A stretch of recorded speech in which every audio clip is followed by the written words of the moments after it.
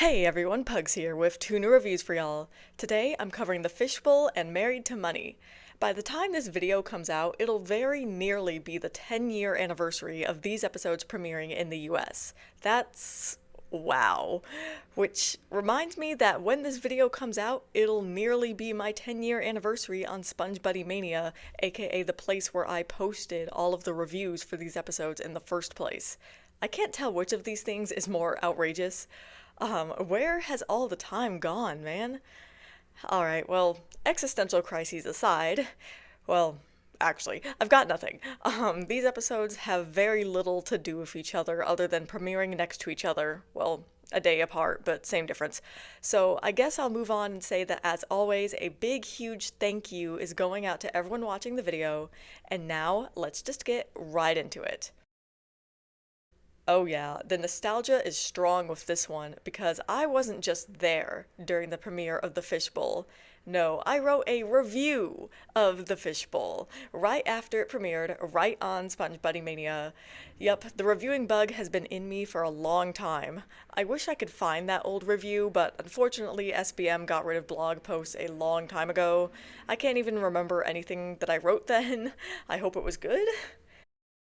I really like that this episode makes use of the fact that Sandy lives underwater for scientific reasons, and I don't just mean does something with Sandy simply being a scientist, but specifically does something with Sandy being underwater so she could research underwater life, because Chimps Ahoy was more about her just doing general science underwater, so maybe it hasn't been mentioned before, I don't know.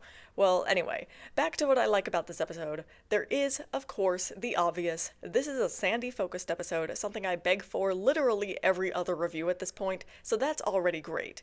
But also, I do love that specifically this part of her character is getting a bit of development. This episode lays a lot of groundwork for some of the ways Sandy's character is utilized in later episodes, particularly when it comes to her character's flaws, as those were underdeveloped at best in previous episodes.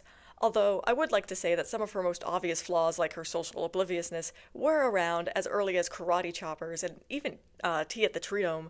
But anyway, we begin with Sandy chilling in her tree dome when her new science book arrives. I like this idea that Sandy has a subscription to a service where she gets books about different areas of science every month. Really, it's nice to see her doing a form of science that isn't mechanical engineering or bioengineering for once, because her area of science this month is psychology, which people like to say isn't a science, which is ridiculous to me. Like, I'm trying to figure out how to say this without getting on an entire soapbox, but people like to cling to the idea that science has a right answer, a one right answer, and that's not true, not even in the hard sciences.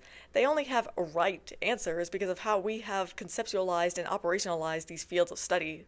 So psychology having no firm answers like that means people believe it's not a valid science, it's not valid as a science. There's a lot more here, but again, I don't want to go on a full soapbox because that would most certainly be beyond the scope of this review, and in fact has literally nothing to do with this episode at all. So I should probably get back to that. So, since Sandy is learning about psychology this month, she decides she wants to apply her knowledge by studying the people of the undersea world, behaviorally. This does not go very well for her. Her first attempt involves observation, except she routinely interrupts the natural observations she's making by stating all of her findings out loud, which, okay, yes, it's a trope for Sandy to have her tape recorder and make all of these scientific observations in a calm voice, but that's not realistic at all. In any sort of observational study, at most you'd make written notes, but most observations are going to be made after the fact when you review the footage, since, you're not trying to disturb the people you're studying by making them aware of your presence. God, sorry. Can you tell that I was a psychology major? The tangents that are about to come out of me in this episode, I've already had two, and I can't promise that there won't be more. Sandy ends up getting kicked off of the bus because of her invasive observations, and so she decides to study SpongeBob and Patrick. And this is pretty much the rest of the episode. At first, she just straight up asks to observe them, which doesn't go well since SpongeBob and Patrick can't really react naturally with Sandy watching them so intently like she does. Also, okay, yeah, tangent again, but this is called an experiment, and well, this is not an experiment. at all.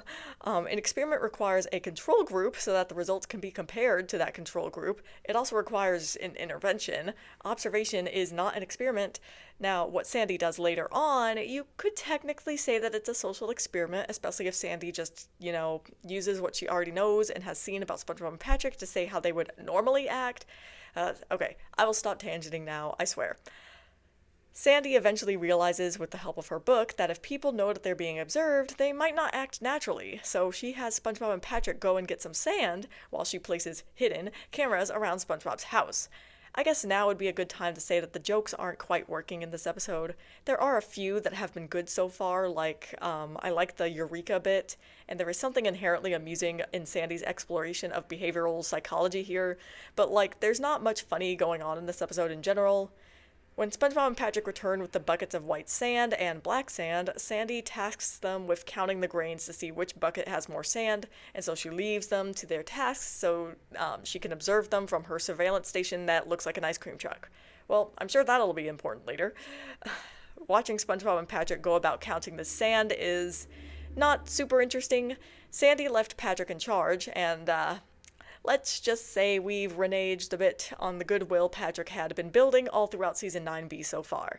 He's not that bad in this episode, but he is a bit of an asshole, and not a hugely entertaining one. This becomes apparent when Sandy gives SpongeBob and Patrick ice cream in different sized bowls. Because Patrick thinks that he got less ice cream since he got the bigger bowl, while SpongeBob correctly deduces that they have the same amount of ice cream just in different bowls.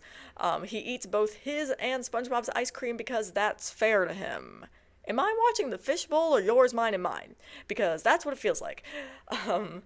Sandy gives the two more ice cream, this time with no differences between them, and Patrick happily eats his while he prevents SpongeBob from eating his, making SpongeBob do ridiculous bullshit before he can have the chance to eat his rightfully deserved ice cream. This is annoying. This isn't funny. The only funny thing in these scenes is Squidward trying and failing to get some ice cream, and that's damn near a cutaway gag. Eventually, SpongeBob has enough of Patrick's bullshit, and the two of them start gearing up for a physical altercation. I like the reveal that Gary is in on all of this, that's great, and Sandy tries desperately to shut the experiment down since she doesn't want SpongeBob and Patrick to actually fight, and thankfully she does successfully intervene before it gets nasty, and when she reveals the truth, that this was all an experiment, to SpongeBob and Patrick, they snap back to normal quickly, with Patrick regretting all of his actions. She then offers them more ice cream, which SpongeBob, Patrick, Gary, and Sandy all enjoy. And then the end of the episode reveals that what I called nearly a cutaway gag was really more of a brick joke, as it turns out Sandy had, maybe, set all of this up to study Squidward as he desperately searches for ice cream. Now that's funny. The fishbowl was alright. It wasn't super great, mostly because the humor was just not there for so much of the episode. The Squidward jokes were good, and then there were a couple of other jokes here and there that I liked, but mostly I was just kinda during the whole thing. Honestly, what gives this episode the most points is the topic, both it being about Sandy and about psychology. This maybe makes me rate the episode higher than I should, but I can do what I want. The other thing that brings this episode down is Patrick. He's just not that entertaining here because I can't stand when he's an asshole like this. I do like that he regrets his actions in the end at least, so the episode earns some points back for that. And so all of this is why this episode is going to be the first of its kind in Season 9B, a good tier episode, where it comes in with a score of 7.9 out of 10.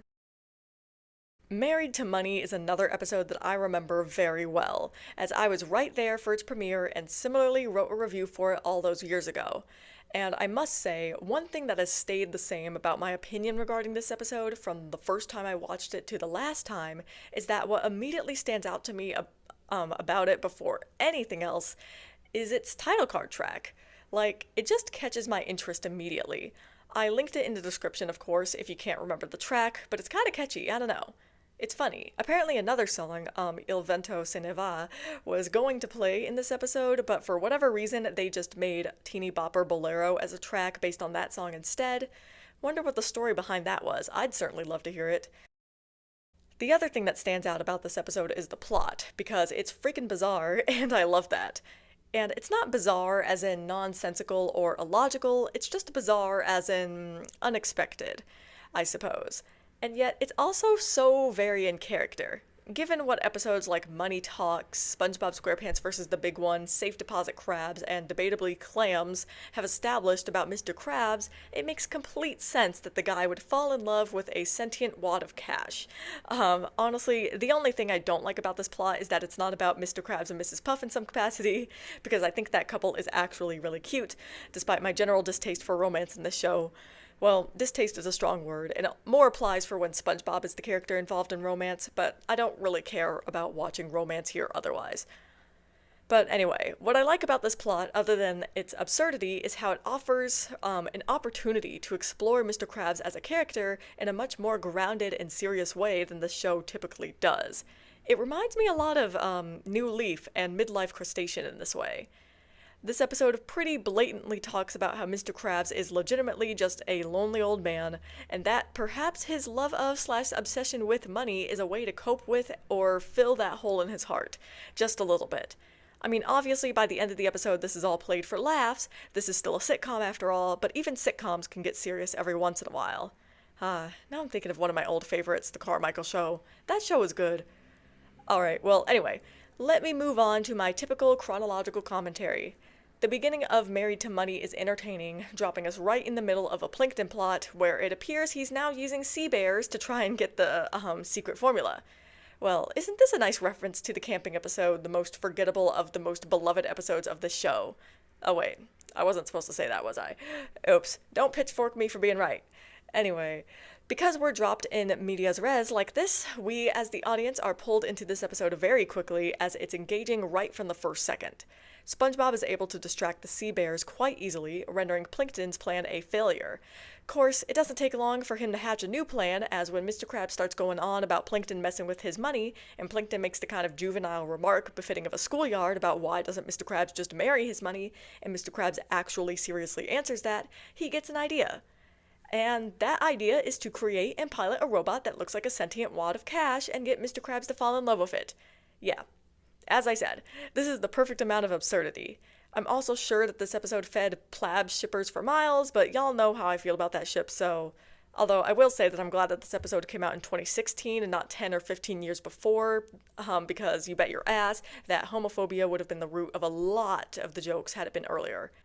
Not that 2016 is a not homophobic year, every year is homophobic, but by then I think there was much more thought put into whether or not one wants to put overt homophobia as the root of their comedy.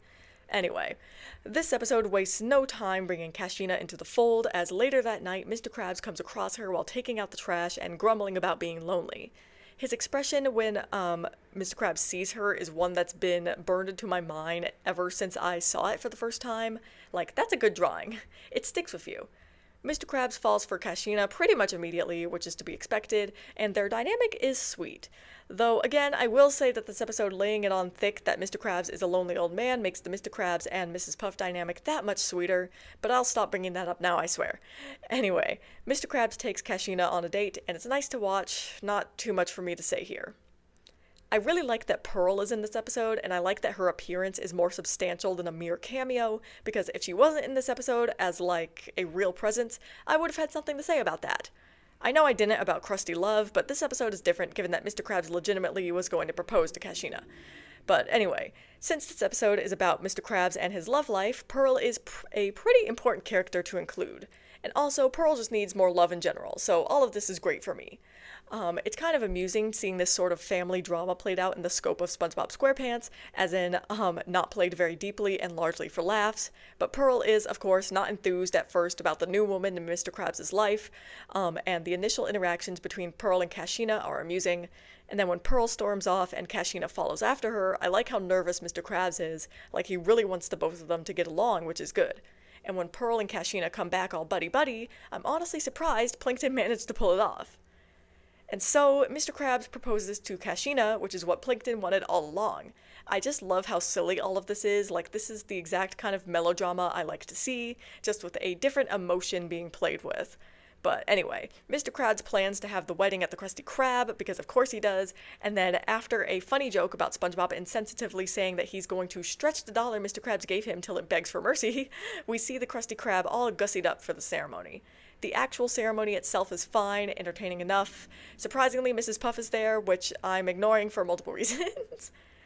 We then finally get to the honeymoon, which is where Plankton's plan comes together, and then falls apart. Kashina tells Mr. Krabs that she doesn't want there to be secrets between them, eventually straight up just asking for the secret formula. But when Mr. Krabs starts getting emotional and crying, this ends up shorting out Kashina's circuits, revealing Plankton's treachery. And now this is the exact type of melodrama that I like to see. And then I like how the episode takes a step back from the normal explosive ending we're used to and has Mr. Krabs just sadly talk about being alone and that he thought his feelings were real. He also asks if Plankton felt anything, which is thankfully, for multiple reasons, the only little inkling of plabs in this episode, especially as Plankton denies it quite easily. It's the little wins. Married to Money was a good episode. Just like the last few episodes and other episodes in this season, this episode also has that issue of not being super funny, but I think it's much more forgivable in this episode's case, given how engaging the plot is otherwise. Although I must admit that there were times throughout this episode that the plot started getting a bit dull, so that wasn't the greatest. Also, I can't tell if this episode would have been better had we as the audience not known that Kashina was Plankton. We would have lost out on a few of the jokes with that, and more importantly, the tension of Plankton trying to trick Mr. Krabs is what carries a lot of this plot, so the episode would have needed some serious revisions in order for this to work. And I guess in the end it would have turned out rather similar to New Leaf had it approached things this way, so maybe it was for the best that it didn't. Well, either way, Married to Money is getting put in my great tier, where it comes in with a score of 8 out of 10. As always, I'll be ending this video with some closing thoughts of mine. Alright, so this episode pair have been the lowest scored episodes of Season 9B so far, and as I keep saying, neither of them are actually bad or anywhere close to it. So this is all very impressive, especially given how Season 9A did have episodes all across my scoring continuum. So for the second part of it to be standing so starkly at good and above, that's pretty neat. At this moment, since I'm not going to go check, because why not, I can't remember if Season 9B has any episodes rated lower than good tier from when I did the written reviews. I'm sure that I'll remember eventually, and if not, well, that doesn't matter because the reviews already exist. I just need to put them into a much better form for my videos, which I did quite well with these reviews, I think. I expanded on them rather heavily. Guess I'm back in the writing mood. Maybe too much so. It took me entirely too long to write these scripts low-key. Guess I can never do things in moderation. Alright, well, anyway, I'm gonna go ahead and put an end to things here, and so I'll see y'all in the next review.